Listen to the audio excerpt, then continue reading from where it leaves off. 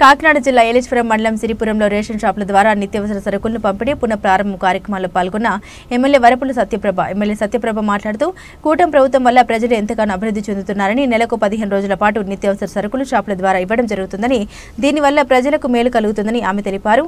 ఈ కార్యక్రమంలో పెద్ద ఎత్తున మహిళలు, తెలుగుదేశం పార్టీ అభిమానులు, కార్యకర్తలు పాల్గొన్నారు.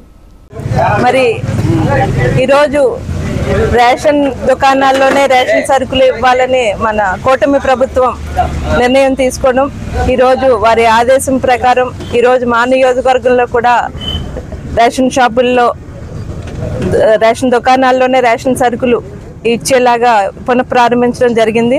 ఈరోజు ఏలేశ్వరం మండలం సిరిపురం గ్రామంలో ఈ కార్యక్రమం మొట్టమొదటిసారిగా ఈ కార్యక్రమం ఇప్పుడు ప్రారంభించడం జరిగింది. ఒకసారి గత ప్రభుత్వంలో వాహనాల ద్వారా ఇంటింటికని చెప్పి ఎన్ని అక్రమాలు, ఒక 2 రోజులు వచ్చి అక్కడికి వచ్చి ఒక వీధిలో పెట్టి అందరినీ అక్కడికే రమ్మని చెప్పి ఆ 2 రోజులు రాకపోతే ఇవ్వకుండా జరగడం, వారు పేదలు కూలి పనులకు వెళ్ళే వాళ్ళు కూడా కూలి పనులు మానేసుకుని వాటి కోసం ఎదురు చూడడం, వీటిలో ఎన్నో అక్రమాలు చేసి అవినీతిగా బియ్యం కూడా వేరే దళారుల చేతిలోకి పెట్టి వాళ్ళు ఎన్నో పేదలకి, ఏదైతే పేద ప్రజలకి ఈ బియ్యం ఇవ్వాలి తక్కువ ధరకి అన్న ఉద్దేశాన్ని అక్రమార్గంలో వేరే ఉద్దేశంతో చేయడం జరిగింది. అవన్నీ గమనించి మా కూటమి ప్రభుత్వం ఏర్పడిన వెంటనే ఈ వాహనాలని రద్దు చేసి రేషన్ దుకాణాల్లోనే ఈ రేషన్ సరుకులను పంపిణీ చేయాలి అని చెప్పడం జరిగింది, నిర్ణయం తీసుకోవడం జరిగింది. ఈరోజు రాష్ట్ర వ్యాప్తంగా దాదాపు 29,796 దుకాణాల్లో ఈ కార్యక్రమం ప్రారంభించడం జరిగింది.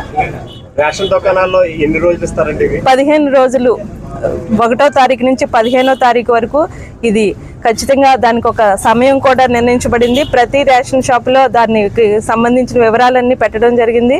15 రోజులు వీటికి రేషన్ సరుకులు ఎవరైనా ఈ 15 రోజుల్లో వచ్చి తీసుకోవచ్చు.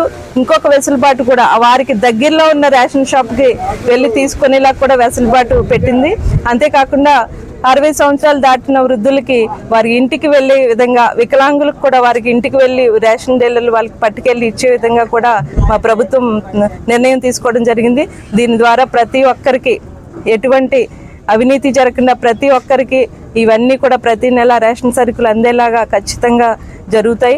ఇప్పటికే మేము అధికారులను కూడా ఆదేశించడం జరిగింది. రేషన్ డీలర్లను కూడా మీటింగ్ పెట్టి ప్రతి నెల ఎక్కడ ఎటువంటి అవినీతి జరగకుండా ప్రతి ఒక్కరికి మీరు అందరికీ అందించాలని చెప్పడం జరిగింది.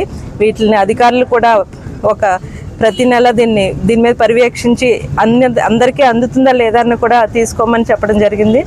ఈ విధంగా మా ప్రభుత్వం పేద ప్రజలకి అండగా ఈ రేషన్ షాపుల్లోనే రేషన్ సరుకులు ఇవ్వడం అన్నది నిజంగా చాలా హర్షణీయం. ఈ విధంగా నిర్ణయం తీసుకోవడం కూడా మేము ఈ సందర్భంగా వారికి ధన్యవాదాలు తెలియజేసుకుంటూ సెలవు తీసుకుంటున్నాను.